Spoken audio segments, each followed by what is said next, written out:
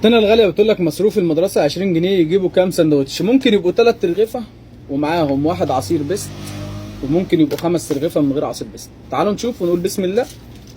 1 2 3 4 5. احلى فتحه رغيف ولا كلمه.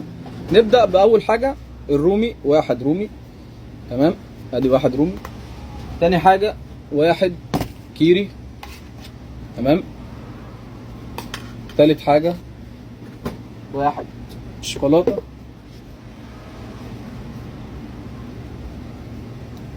ادي 1 شوكولاته. ورابع حاجه اللانشون، ده اهم حاجه للاطفال بالنسبه لهم يعني. 1 لانشون. وادي نقطع اللانشون بتاعنا الجميل. واخر حاجه جبنه براميلي، تمام، لكن في اطفال بتحب البراميلي.